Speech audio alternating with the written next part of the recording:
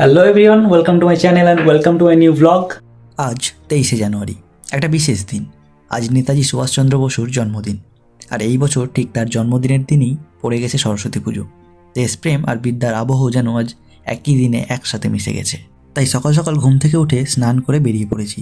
গন্তব্য প্রেসিডেন্সি ইউনিভার্সিটির boys hostel. প্রতি বছর বাড়িতে সরস্বতী পুজো হয়, তাই হোস্টেলের পুজো দেখার সৌভাগ্য আগে কখনো হয়নি। কিন্তু এই বছর বাড়িতে পুজো হয়নি, তাই এইবার আগের থেকেই ভেবেছিলাম এবারের অঞ্জলিটা হোস্টেলেই দেব। চলে এসেছি প্রেসিডেন্সি ইউনিভার্সিটির বয়েজ হোস্টেল, যেটা ইডেন হিন্দু হোস্টেল নামে পরিচিত। পুরনো বিল্ডিং, লাল ইটের দেওয়াল, আর তার মাঝখানেই মা সরস্বতীর শান্ত স্নিগ্ধ মুখ। হোস্টেলের পুজো হলেও একটা আলাদা আন্তরিকতা এখানে অনুভব করলাম। এরপর ফুল হাতে নিয়ে পুষ্পাঞ্জলি দিলাম। মনে মনে শুধু একটাই প্রার্থনা, যেন পড়াশোনায় মন বসে আর জীবনের পথে এগোতে পারি যেন আত্মবিশ্বাস নিয়ে। পুষ্পাঞ্জলি দেওয়ার পর ঘুরে দেখলাম হেয়ার স্কুল, হিন্দু স্কুল আর ক্যালকাটা ইউনিভার্সিটির ঠাকুর। এই জায়গাগুলো শুধু শিক্ষা দেওয়ার জন্য নয়, প্রজন্মের পর প্রজন্মের স্বপ্ন, পরিশ্রম আর ইতিহাস এই দেওয়ালগুলোর মধ্যেই জমে আছে। সরস্বতী পুজোর দিনে এই শিক্ষা প্রতিষ্ঠানগুলোকে অন্যরকম সুন্দর লাগে, যেন বিদ্যা আর আদর্শ দুটোই আরও গভীরভাবে অনুভব করা যায়।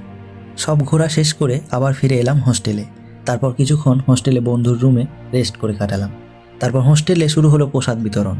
পোলাও, আলুর দম, কুলের চাটনি আর পাঁপড়। খুব সাধারণ কিন্তু ভীষণ তৃপ্তিকর। হোস্টেলের পুজোর প্রসাদের মধ্যে একটা আলাদা ভালোবাসা মিশে থাকে। তারপর প্রসাদ খেয়ে আবার নিজের রুমে ফিরে এলাম। এই ছিল আজকে সারা দিনের গল্প। কিছু কিছু দিন নিজের থেকেই খুব স্পেশাল হয়ে ওঠে। আজকের দিনটা সেরকমই একটা দিন। আজকের ভিডিও এতটাই। দেখা হচ্ছে নতুন কোনো গল্পের সঙ্গে, নতুন কোনো ভিডিওতে।